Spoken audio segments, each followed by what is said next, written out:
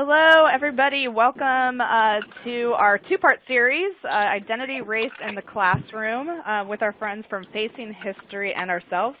My name is Kelly Booz, and on behalf of the American Federation of Teachers, I'd like to welcome you to today's webinar. All right. But without further ado, I want to really introduce one of our partners of Share My Lesson in the AFT, Facing History and Ourselves. We did a webinar with Facing History and Ourselves in partnership with the Anti-Defamation League and Teaching Tolerance this summer right after Charlottesville, covering a number of topics related that emerged after Charlottesville. And one of the topics that we really heard overwhelmingly from our group is that people wanted more strategies and more ideas to talk about race and identity in the classroom. And we were super thrilled to have Facing History during our Charlottesville webinar. We wanted to bring him back and really do a much deeper dive into this very important topic. So without further ado, I'm going to introduce our two speakers and thank them for joining us, and I'm going to go on mute and let them take over. Steve Beckton and Jocelyn Stanton, thank you so much. Thank you, Kelly, for having us. And Steve, do you want to introduce yourself just before I get started? I'm Jocelyn Stanton. I work at Facing History. I'm here with my colleague, Steve Beckton. Hi, I'm Steve Beckton, and Program Director for Equity and Inclusion at Facing History. Excited to be here. Just let you know I'm talking from the airport, so forgive in the background noise you might hear. Great. Thanks, Steve.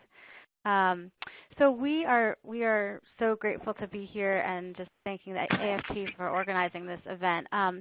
We're going to kind of share a little bit about who we are and why we have these conversations and talk about how we think about framing these conversations. I'm going to start with just a couple polls just to learn more about you. It was so great to see in the chat box just people are coming from all over the country, all over the world, from middle school, high school, preschool, beyond.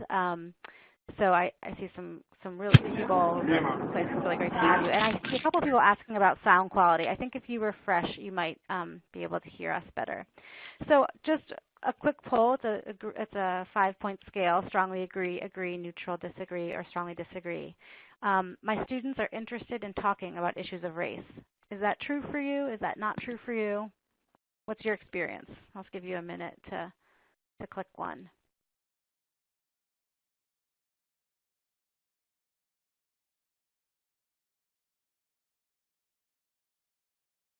Okay, great. We got, a lot of agrees and strongly agrees, some neutrals, and just 7% disagree. So that's interesting. So we know the students are interested. And so the next question is, well, what do we do about that? How do we have these conversations? So here's the flip side. My students are interested. 70% of your students are interested. How comfortable do you feel talking about race in your classroom? Again, very comfortable, comfortable, neutral, uncomfortable, very uncomfortable. Give you a few seconds to pick one. Okay, so a little more all over the map. So again, about 70% of you are comfortable or very comfortable, but some of you are not quite there yet. Maybe no one's willing to admit they're very uncomfortable. But we know at Facing History this isn't an easy topic, and that's why we spent so much time trying to think about what this means for students and teachers in the classroom. So this is a two-part series. Steve and I really believe that these conversations, there's no simple answers. It's not a quick fix, and it's something you really need to think about and talk about. And we want to ground our conversations in history and in ourselves, and so that's going to take us 2 different webinars to do. So we hope that you're with us today for sort of an overview of how we think about the conversations and the way we set the tone, a bit about how we think about historical grounding of these conversations, and then next week we'll talk about some current events and how to engage in some of the strategies we're sharing this week, next week.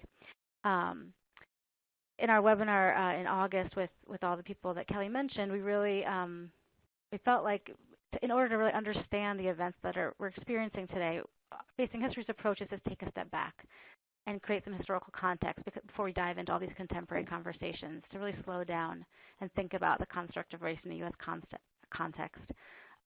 Because until we understand what we're all talking about and the legacies and the histories that are underneath all the words and the conversations we're trying to have, the conversations can't be really complete or fruitful.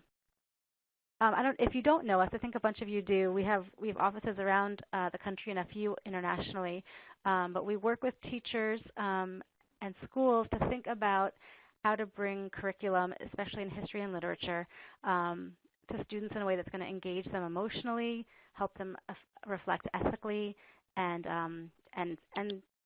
create intellectual rigor. So what I have for you here on this slide are two different diagrams that sort of show the way we approach our work.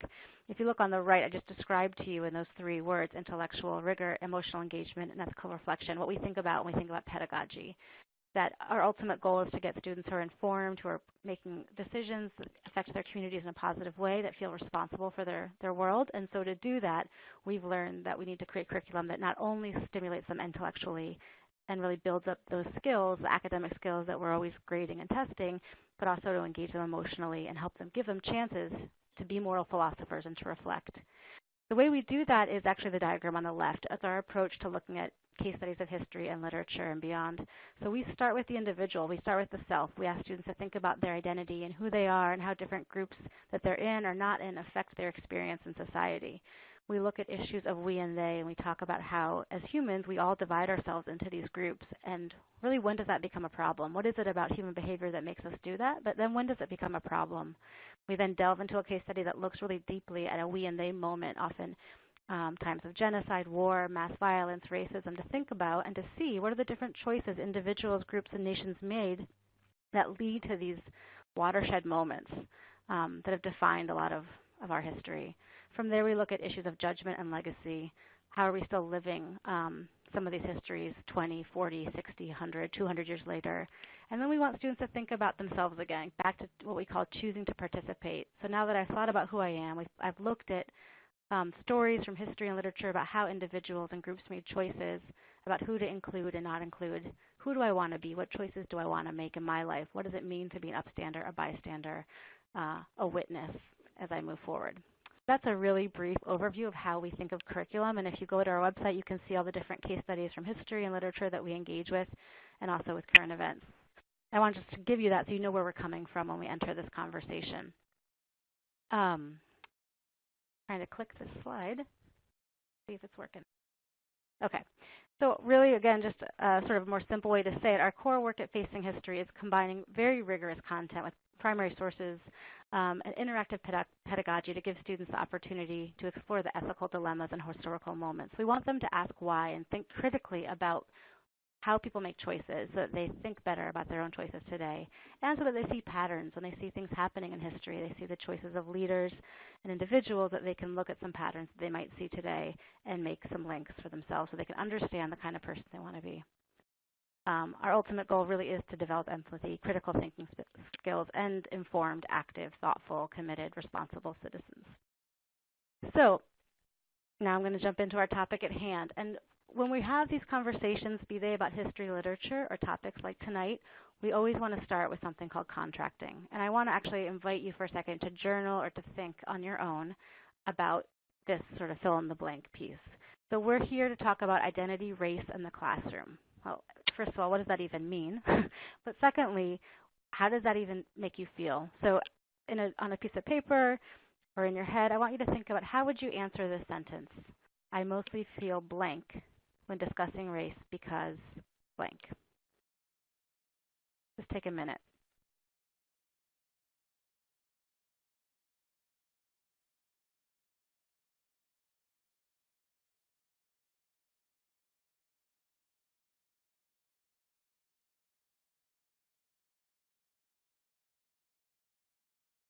Okay, what I'm going to ask you to do now is to just think of that first part of the sentence. I mostly feel blank. And I want you to write, if you feel comfortable, just write the word or phrase you put in that part of the sentence in the group chat. How did you answer that? I mostly feel blank. What words did you use?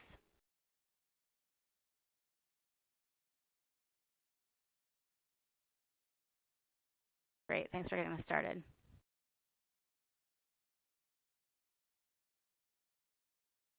A lot of words coming through. I'm going to read them out loud in just a minute. Great.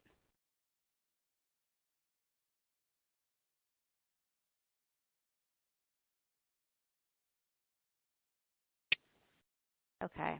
I'm going to start reading some of these.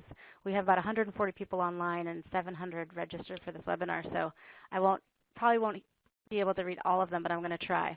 So here are some of the words that are coming from all of you. Sad, confused, conflicted, tired and drained, open, comfortable, frustrated, inadequate, nervous, empowered, unsure, excited if I'm with the group chat just moved for me. Excited if I'm with trusted people, one person said. I'm going to try and go back and find it to see what else was on that sentence. Nervous, open, secure, nervous, comfortable, uncomfortable, open, hesitant, frustrated, drained, empowered, nervous. A lot of similar words here. Slightly nervous, because I don't want children to misinterpret. Okay, so you get a sense. When I'm in a room with people, I usually have them write this on a Post-it, and then I just read them all anonymously. So I appreciate you all putting your names on these. So as you can see, there's a lot of emotions in the room. This isn't just an easy, you can't throw this topic in a classroom and just expect it to go well. There's people who are excited and looking forward to the conversation. There's people who are excited, but they're kind of gauging who else is in the room and deciding if this is going to be a safe conversation to have. There are some people who are very comfortable and very skilled and very experienced, and some who have never done it before. There are some who are just unsure. There are some who are very nervous. There are some who are angry, and there are some who are frustrated. So all these emotions can come into the room, and they come into the room for us as teachers when we're having these conversations, and they come into the room for students. So why are these conversations so challenging? What are the challenges to this conversation? Well, I'm just going to list a few of the reasons why talking about race can be both challenging and an opportunity. We haven't decided really as a people how we define race. What is this thing we're talking about? Is it race? Is it racism? Hey, Steve, would you mind muting your phone for a minute? Yeah. Thanks. What language do I use? There's so many different words we could use to describe different groups. And so what if I use the wrong word? I don't know how to refer to this group of people. What if I'm talking with someone older in my family and they use a word that's super inappropriate? How's that going to go? How do I even know it's appropriate? When is it going to be appropriate to talk about race? How do I know if this is the right moment? And then if I want to talk about it, what do I say? Oops, this is missing a word, but what happens if I'm misunderstood or if the discussion gets out of control? I think as teachers we think about that a lot. There's some of us who think, wait, isn't this like impolite? Are we not supposed to have these conversations? Isn't this taboo? Maybe the parents in my community don't think this is the right conversation to have. Like, is this really okay to talk about? There's some of us who say, seriously, is this still an issue? Some of those people are sort of more the ones who want to say, I'm colorblind and everything's fine. And then some people will say, like, seriously, you still want to have these beginning level conversations about this? And then there's some people who say, wait a minute, if we keep talking about this and naming these issues and naming the differences, aren't we actually helping to perpetuate them? So this is not a comprehensive list, but all of these questions are often in the room when we have these conversations, both for us and for our students or for our colleagues. So it's helpful to see them. So what do we do with all those questions? Well, at Facing History, we do a lot of contracting. So we make agreements as a classroom before we get into these conversations. We think about, as the person leading the conversation, if that's you, what are my individual goals and the goals of the group? Make sure that one is not, your individual goals aren't, and the goals of the group are sort of in line and check and balance. So the knowledge that we're going to be bringing not just our head, but also our heart to these conversations. You can't have these conversations only at an intellectual level. You also can't have them only at an emotional level. We really believe we want to bring those two together, and that's what we're going to try and do tonight. That we need time to reflect. We really believe that it's important to ground things with a common text so that we have personal or historical examples to give the conversation weight and practical meaning. And finally, that we're going to have to debrief. We can't just have these conversations and then think it's all over, but that people are going to need to talk about how they're experiencing all the questions and feelings I mentioned before. Okay, so with that said, I just want to show you a sample contract we might use with students and teachers, and actually suggest that we'll use something like this tonight, even though we're not in a classroom and that we're not going to be able to share talking time because you all don't have a microphone like we do. But that we just hope that we listen with respect. We encourage people to understand what someone's saying before rushing to judgment, always using I statements, and really also acknowledging when things don't go well, when something hurts. And if you're confused, ask questions, and that one we can honor tonight. Please ask us questions throughout in the chat box or in the Q&A, and hopefully we'll get there. So I'm gonna move us to one last piece, which is a video. And this is a video we often use because part of that challenge and opportunity is that people get nervous. What if I do something wrong? What am I going to do? How are we going to talk about when mistakes happen? And so we often look to JSmooth, who some of you may know, who often just really can say what we're trying to say in a much more eloquent and shorter time. So I'm going to let you all listen to how he talks about in these conversations that we have to think about both the intent of the person speaking, but also the impact of what they do. And then I'll mute my phone, and Steve, I'll have you take over. So thanks, everyone.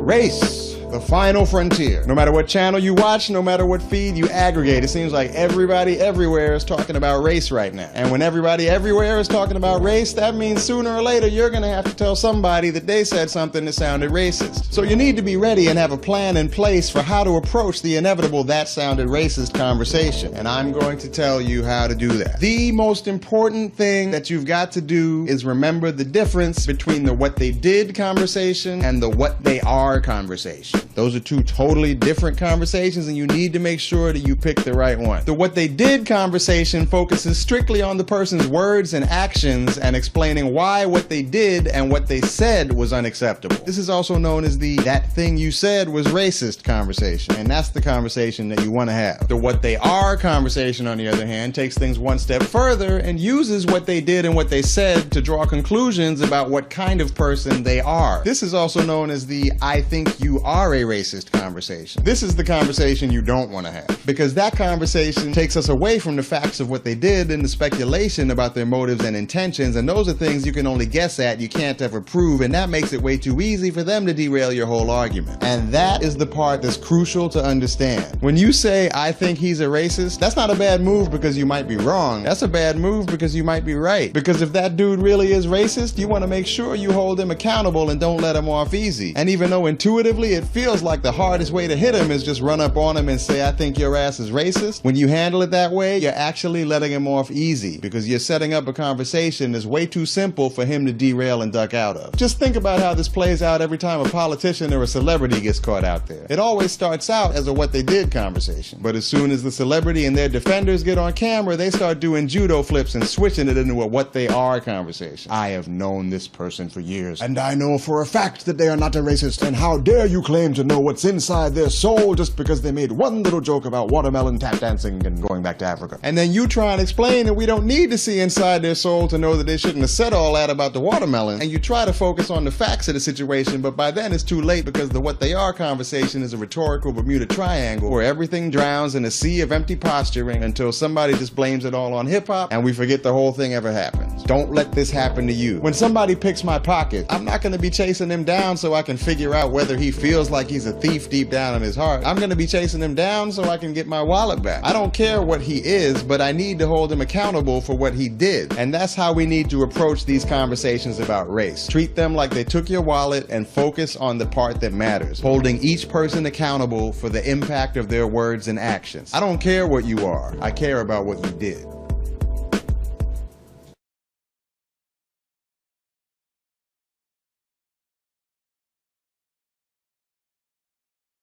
Okay. I'm going to pass it over to Steve.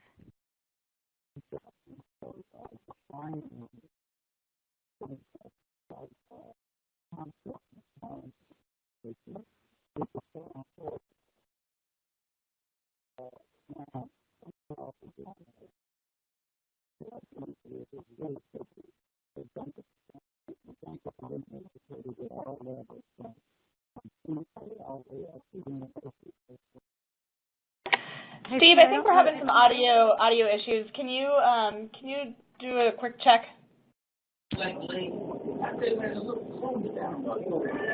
Hello? Okay, there you go. Start again.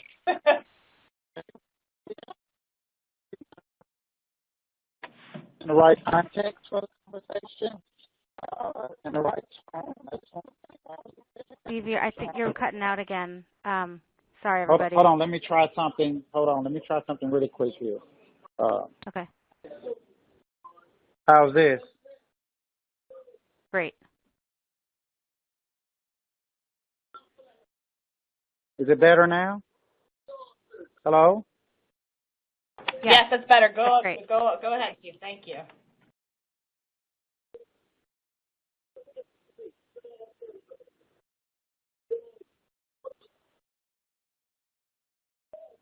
Hello? How are we now? Hello? Steve, you're good. You're good. You can hear me now? Okay. Yes. Great. I'm going to dive right in. As I just was doing was just thanking you all for being on and thanking you all, your educators, for what you do every day. What I want to do is to help us sort of take a step back and think about the historical context for talking about race.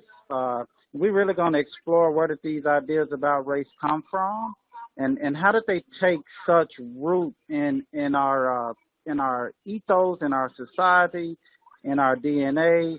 I often say that today's issues, contemporary issues that are related to race, if we start with talking about them just in a vacuum, we will miss sort of the importance of this sort of historical context that would help us have more nuance and more critical conversations about race today. So what are the legacies of these ideas about race? For example, African-American males' identities that have been sort of criminalized. This is not just a today phenomenon. There's a historical narrative to that. So what's the power of exploring a historical narrative? And here in this slide I just gave you, if you don't know this resource, we don't have time to dig into it. The PBS Race to Power Delusion, that's an incredible resource to unpack race from a historical context. And so as we move forward, it's something I really want us to think about. Talking about race and racism is not just about individual acts of racism, but about the bigger ideas and the institutions that need to change. So often we call people out for their individual actions, and we should.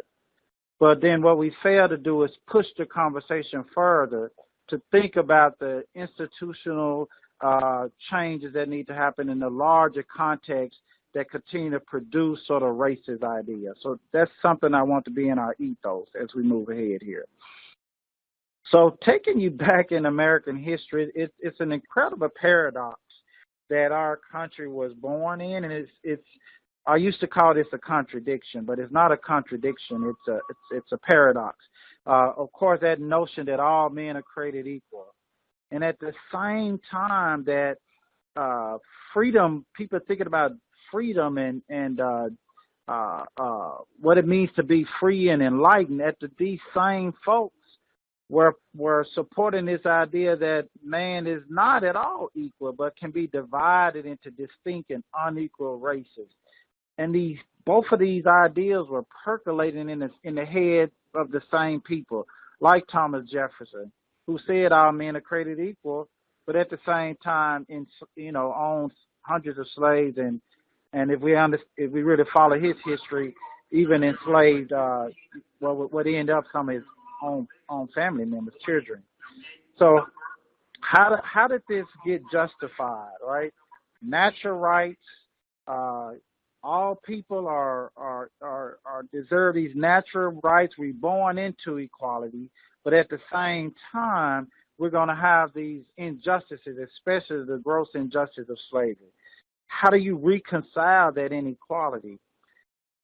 What emerged was this idea, the scientific community really emerged to help support this idea, to justify social inequalities, along with these natural rights of all men being created equal. Science sort of came to the forefront to say, well, we can prove scientifically that some folks, in fact, aren't equal. They're not born equal. They're innately not equal. This became the foundation for race science, and what some of you all may have had some chance to study, this idea in the 1900s, this idea of eugenics surfaced. So we're going to talk a little bit about that and what that has to do with today.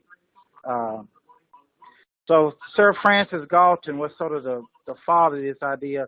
And I just want to be quiet for like 30 seconds and let you read this definition of eugenics. And maybe in the chat box and in your own thinking, just what jumps out at you as you read this definition of eugenics.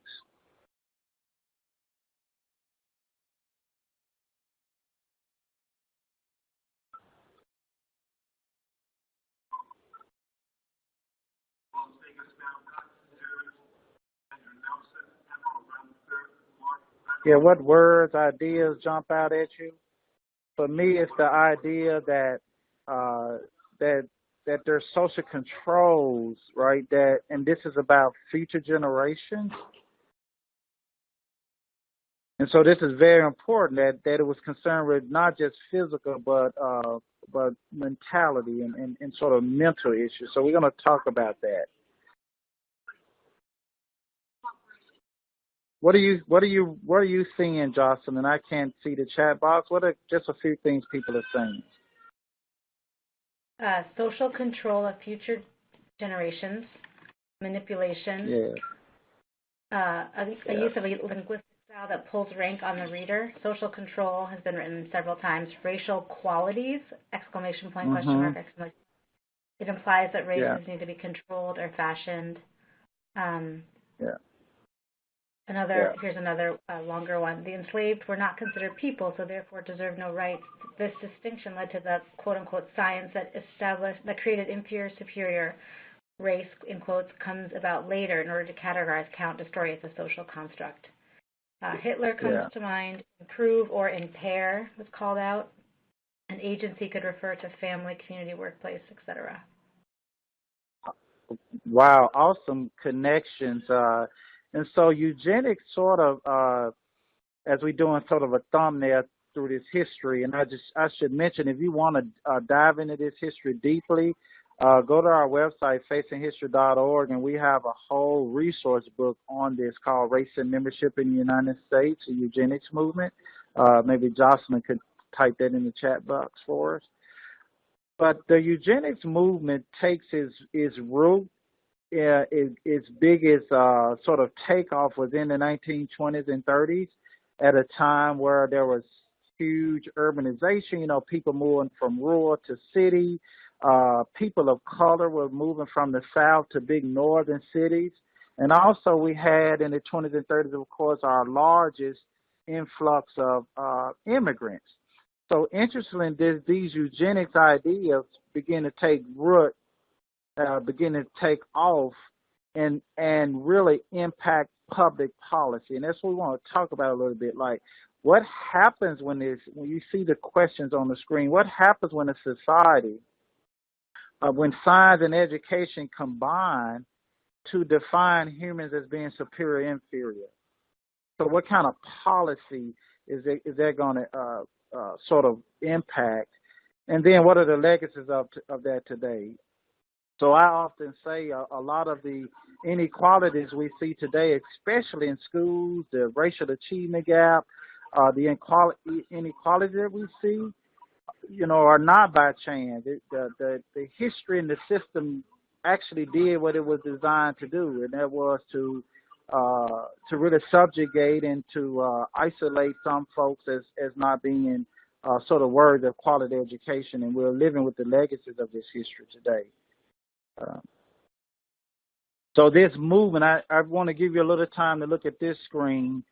These were the sort of big ideas of the eugenics movement. I just want to give you a few seconds just to sort of digest some of what's on this slide.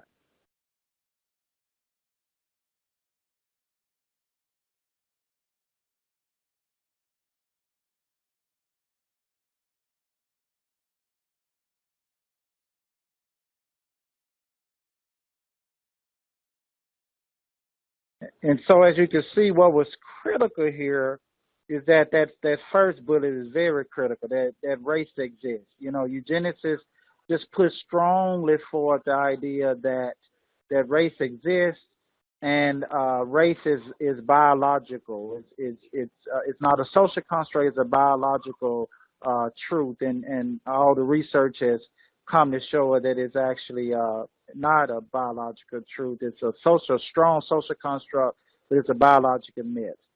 But so it was important to eugenicists to really hold on to that idea. But also that second bullet, not only is race real, but people are unequal. There are innately biological superior and inferior people. And sort of what emerged out of this idea was this sort of dominant narrative that particularly European males were sort of thought to be intellectually superior. And I might add, these were not sort of conversations that were happening in the basement or sort of private pseudoscience. Our major academies were teaching these ideas, major academic institutions in the U.S. And somebody mentioned Nazi Germany.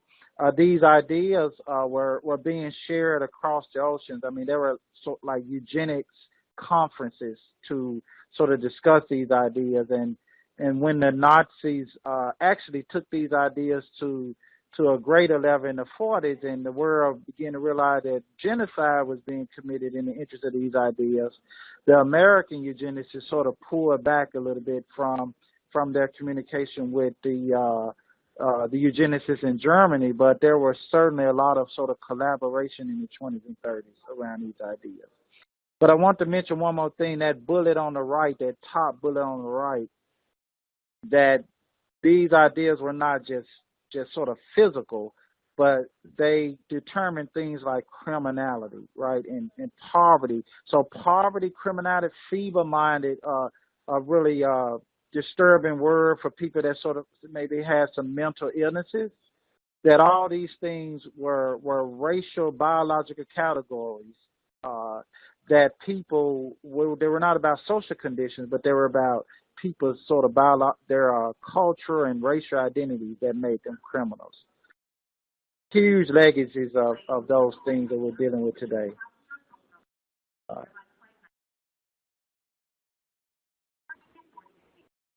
So why was there this took root in the 20s and 30s and 40s, as I mentioned. So think about this today. If someone said, a body of science said that we can help deal with criminal behavior, disease, concern over immigration, our country is facing a decline in intelligence. Think about it, you all. If I put 2017 at the top of this slide, how different would the list be? Just give that some thought. The concern with crime and disease and the huge immigration debates. As a matter of fact, if you go back and look at the 1924 immigration debates in our country that they were having in Congress, they would feel disturbingly and eerily familiar to the same kind of immigration debates we have today about who should and who shouldn't come to the country. And then this notion of a decline of intelligence. So this eugenic science, these ideas begin to impact policy in a great way. These are sort of 4 policy areas that eugenicists impacted. State sterilization laws. Of course, eugenicists crossed race lines. It was about race and poverty, socioeconomics. So many poor white women, for example, were sterilized in the name of eugenics. There are some just interestingly court cases where white women who might have been sort of second generation in poverty or in prostitution, and the courts could actually rule that 2 generations of prostitutes is enough, and women were sterilized, forced sterilizations because of poverty, prostitution, and things of that nature. They were really about, of course, about exploitation and social ills. Anti-miscegenation laws, people were actually, in some states, it was up until the 1970s that you could it was capital punishment to marry across race lines. You guys have seen the movie Loving that really brings that to the forefront. I mentioned the Immigration Acts of 1924. really influenced by these racist ideas. And really important to us on this call, eugenics has really impacted early notions of around IQ, education, testing, and tracking. So what emerged out of this, and I'm going to, again, give you some time to look at this slide because it's saying a lot. I wish I was in a room with all of you guys to talk about this slide. What emerged out of this is this construct of what we need to understand today is whiteness. So whiteness, the construct of whiteness is not about being white. It's not about white individuals. It's not about white skin color.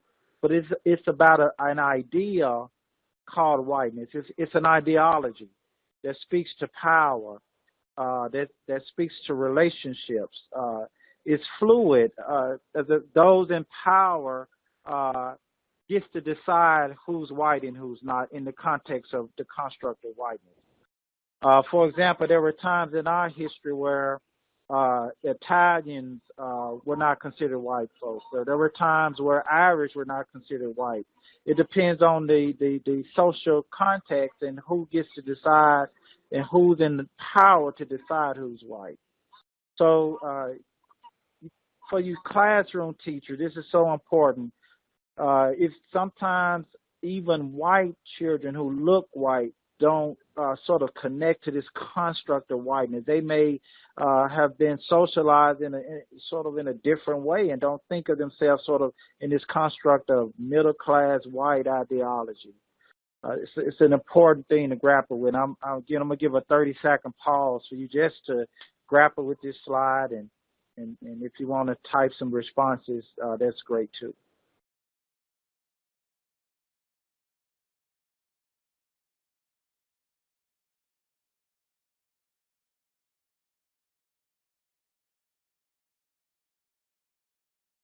And I want you to think about, what does it mean for us as educators to understand that schools were born out of this mass education was born out of this 20s, 30s construct of racial identity that said some kids were intellectual inferior.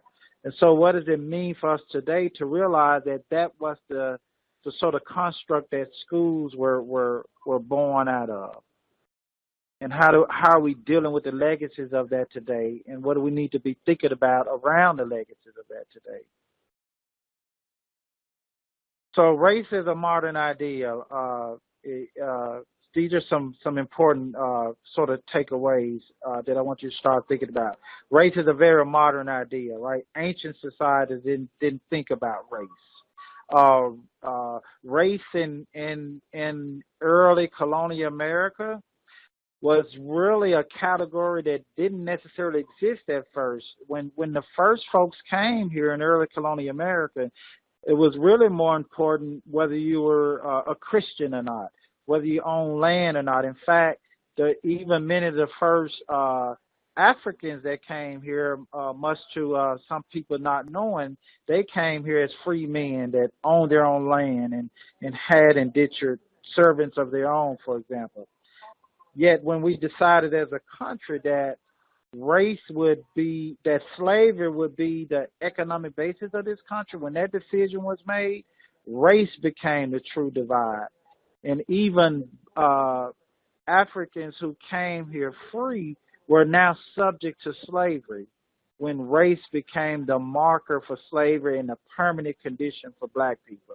It's a very important thing to think about American slavery. So some other thoughts on this slide. Colorblindness would not end racism. You know, often that comes from a good intention, especially when teachers say, you know, I see all my kids the same. I don't see color. They all are the same. I teach them all the same. It often comes from a good place, but that's a problematic place to come from, and because there's so much culture attached to kids' identities that we would ignore if we sort of become colorblind. We've talked about this, race is not biological, but racism is real. And again, race justifies these social inequalities as being natural. So let's think about our contemporary connections before I open this up to you with some questions. So how might exploring this historical construct of race impact, improve, or influence our contemporary conversations? So here's a framework that I hope whets your appetite to come back next week.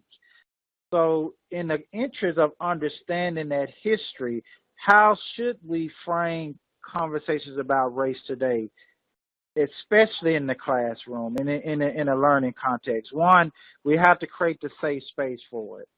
Sort of to dive right in to talk about Charlottesville or talk about the criminalization of black male identity, to talk about anti-Semitism, to talk about any of these current sort of things that are happening around people's identities and racism and all these isms.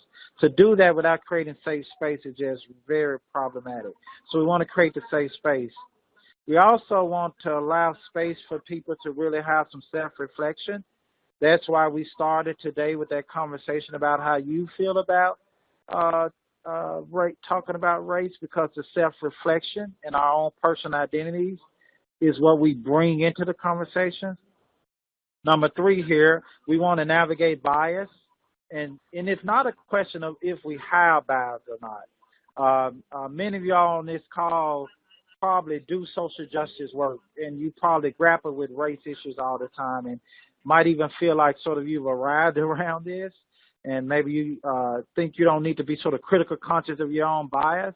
I've been doing this work 17 years and sort of leading these conversations, and I bump into my own bias all the time. So we want to be critical conscious, not about pointing out other people's bias, but by navigating, being critical conscious of our own bias. And number 4, we want to ground these conversations. When you teach about, when you have these conversations about race in the classroom and about contemporary events, give your students some primary source documents, give them some content, give them some context. Don't just open up so that it's free for all. Create a learning experience around the conversation. And then finally, I think we have to ask ourselves when we having race conversations both in and outside of classrooms, to what end? Why are you having the conversation? At Facing History, we have a purpose for the conversation that we think will leave people with agency and not feeling stuck and cynical, but feeling like they have some agency and they can do something. We want to leave people with voice, especially marginalized people.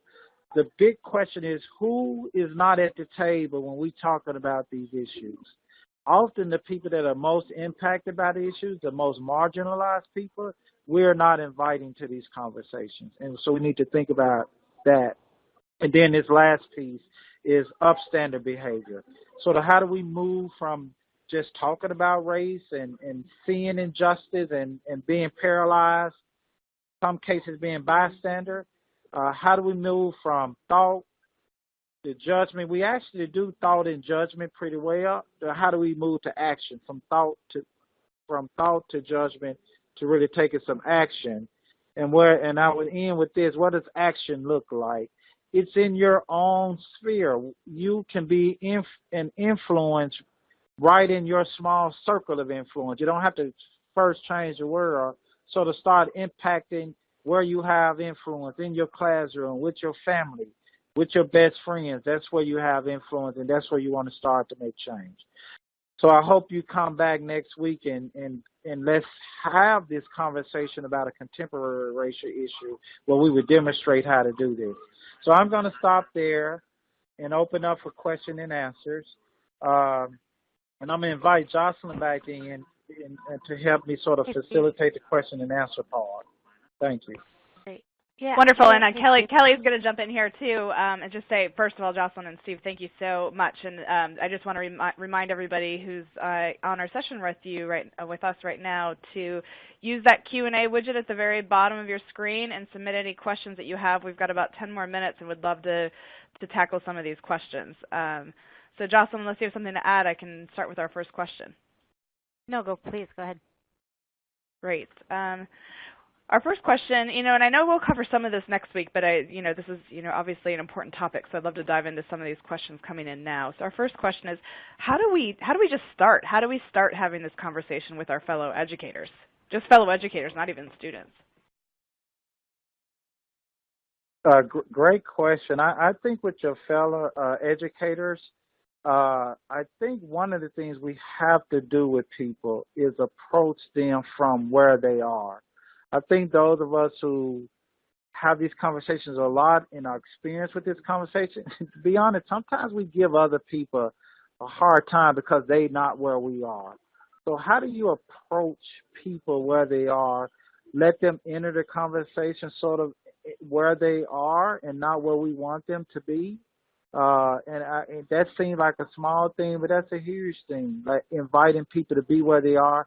And I even say validate people where they are. If somebody says, sort of tired of talking about this, why don't we ask a follow-up question, like, what has been your experience that makes you tired of talking about race, right? So it's about helping people enter the conversation so that we can move forward, and they may not enter it where we expect them to be. Yeah, and I just want to say I think there was some talk in the chat box about this, but part of the reason why we do start with history and or use pieces of literature is that we're not forcing the students or the teachers, whoever they are, to start with themselves, like right off the bat. There's some safety in looking at a character in literature and talking about what you're seeing that you may really connect with, but we're not asking people to put all their cards on the table and be incredibly vulnerable, on day one. So I think a piece of it is how can we see ourselves reflected in pieces of literature and moments of history so we can better understand ourselves. When I study eugenics, I understand more about, even like Steve was talking about, the standardized tests that I'm giving my students, or how I understood some things growing up that weren't accurate. And so looking at that helps me reflect more about myself, but it doesn't force me to go there on day one. Yeah, good. I want to surface this question because I get it a lot about white teachers with students of color. In this case, it was African American students. How do I show them that I do care and want to learn and make changes? Great question. I say to white teachers often that, I don't care who the students are. One thing I think is true is that students care so much about, not what you know, but how you care about them. So let me start there. But your racial identity as a white teacher dealing with kids of color, I think the greatest thing that you can do, of course you have to do this age appropriately depending on what you're doing, is to be transparent with them. Everybody has a story, including you, the white teacher. Be transparent. Tell your story. Be a person in there. Don't try to be like them. Don't engage in these sort of simplistic, trying to connect with kids, that I've seen folks sort of try to put on hip-hop music or do things that are not really about being culturally responsive, but it's really about reinforcing negative stereotypes. But I say to white teachers, show kids you care, but also be yourself, be the best. Let kids know that you have a story yourself, that you have a narrative of your own, that white teachers have an identity. White teachers are people with stories, narratives, and identities.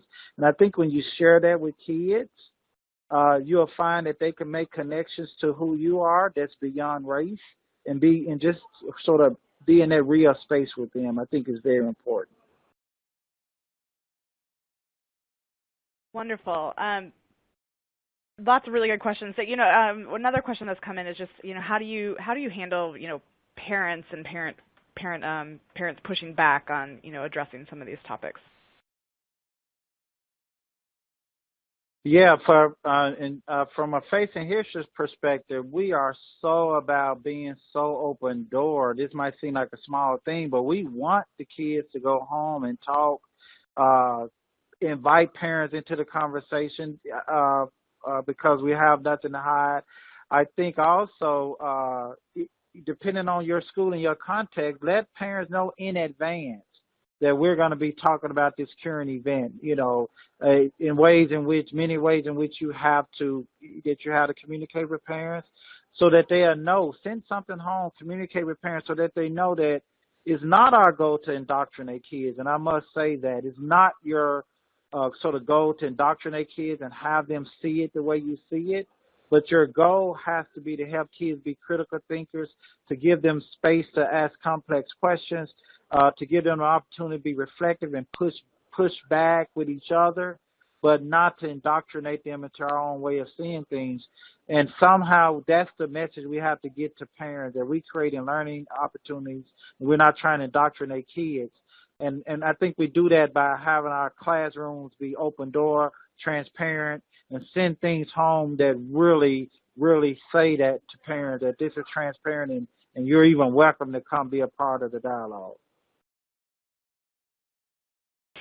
Yeah, thank you so much. And just going back to some of the historical context in the eugenics and policy that you talked about, one of the questions was, this is all really important, but then how do we take this story, this history, and make it relevant and tangible to students? Yeah, great question. So I gave you obviously a snapshot on in this webinar to go along with this history, right? We have to have good pedagogy, right? Good student-centered, learner-centered pedagogy, that where we're not going to stand and deliver these ideas to kids, that we're going to trust kids wherever they are, students. I shouldn't even say kids. We should entrust students wherever they are to co-construct this understanding with us, create a learning environment where these ideas can surface from their own thinking. And do that using great pedagogical tools and strategies, which you can find a lot on our website at facinghistory.org. I also say that we have to be very skilled at asking good questions as educators, literally helping to connect these things to kids' realities today. What does this mean to children? Like, they know, once we surface these ideas, how do we put these ideas into their context? What does it mean? For example, I teach in Memphis, Tennessee. Most of the students I'm in front of are African American. Many of them are African American males. So when I track this history, I'm also going to pull up what's happening in Memphis around the criminal justice system that continuously discriminate against black males. I'm going to surface that question with those students, because that's what's impacting their lives, their parents, their fathers, their uncles, their brothers. So bring in those connections to make the history relevant to today. Wonderful. And certainly we've seen and heard a number of just inappropriate comments that have been made. Not just this year, not just post-election, but over time. But somebody asked a question like, how do you handle teachers that are racist themselves teaching children? But I think it's more broader than that. Like, when somebody is asking something that's really insensitive, or you're noticing something insensitive, like, how do we deal with that? Yeah, awesome question. So what I would say is that we do have to call wrong, right? At Facing History, we talk a lot about sort of multiple perspectives and honoring people's vantage point, but that doesn't mean that we want to get into moral relativism. Moral relativism means that nothing is wrong, like everybody has a right to their opinion. No. Some things are wrong, and we need to be able to say to our colleagues and to our students that that's just not a right thing to say. When I've heard a student say, well, maybe for the 1600s and the way things were then, slavery was right for that society then. No, slavery, human bondage is never right? So, or using inappropriate language to label people is never right. So I think we got to be just willing to call wrong, even when we're trying to have this critical dialogue. But also when we're doing that, how do we create classroom environments where that doesn't just come from the teacher, that students are learning how to be critical thinkers and critically push back against their classmates and call out things that are not right. Wonderful, thank you. And you know, we're running out of time, so I want to make sure that we conclude this on time. But you know, Jocelyn and Steve, I want to give you a chance to say, you know, any final words. And before I just kind of kick this off to you guys to say some final words, I've seen a request in the chat box to say, gosh, it would be really great to kind of continue this discussion with the webinar participants and have kind of an email distribution list. So while Share My Lesson, we can't share emails unless you explicitly give us permission. I'm putting up a little chat box right now that says, if you are interested in engaging with other people that are part of this webinar, if you enter your email address here, I will send a specific email with those who are interested in joining the discussion along with the Facing History folk, so you guys can continue this discussion post this webinar. I think that's a great idea. You just have to add your email here, so you're explicitly giving us permission to create that list rather than us giving the entire attendee list.